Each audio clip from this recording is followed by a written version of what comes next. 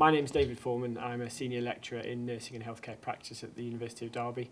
I've been a qualified nurse and worked around the East Midlands in acute care.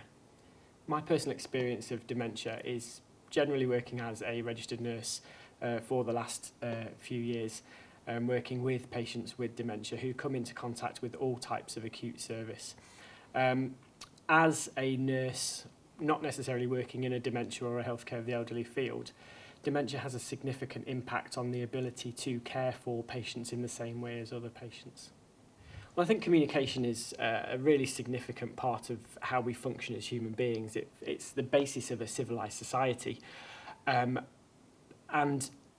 the rules that surround communication are often lost or distorted when someone is living with dementia. Often people who have dementia, it's the ability to find the right words, it's the ability to structure sentences, it's the ability to make sense to other people. And that's often the first thing that relatives, carers, significant others actually find out when they're sort of with these people who are living with dementia. Sometimes it's names that are the first things that people struggle to recall. Obviously that can be distressing for family members, for relatives, for friends, when actually it's that personal connection, it's that first word that's missing that people notice. Sometimes people living with dementia substitute words for inappropriate words, or they just don't finish sentences and don't actually manage to complete the sentences and complete the try and get their point across in the way that they want to.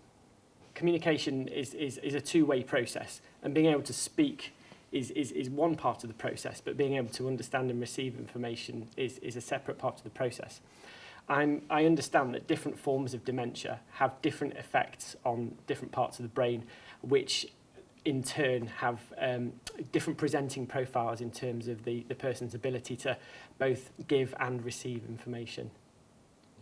I think having cared for patients in acute settings, we are very busy. They're very busy environments, lots going on, lots of noises, lots of sounds, lots of smells, lots of things that are unfamiliar.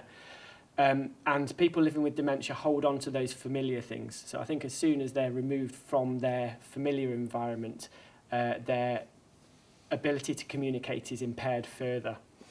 As a nurse, as someone who wants to communicate with someone with dementia, I think the key things are to remember that person has dementia, remember that their ability to receive information may be impaired, but it also might not just be impaired organically, it might be impaired by the environment that they're in.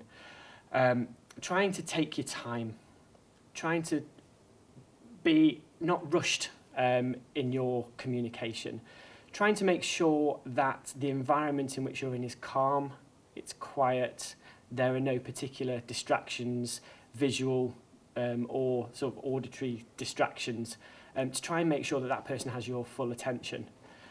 The key thing I would suggest is probably that the patient is the centre of all of the communication that we do.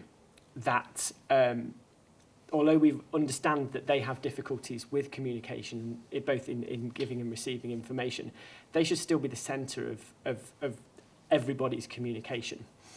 The Alzheimer's Society and the Royal College of Nursing have endorsed a document called This Is Me, which allows the person living with dementia or their significant others, their family, their friends, to give the information to the people who will be caring for that person when they are taken out of their own environment and may not have the ability to communicate their wants, their needs, their desires, their wishes.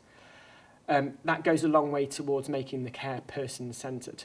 In terms of working as partnerships, as organisations, dementia crosses all sorts of organisational boundaries. At every stage of the disease process, it's never being managed by one particular profession at any one time. Therefore, communication needs to be very, very high up on the list of priorities in order to make sure that integration of care works well.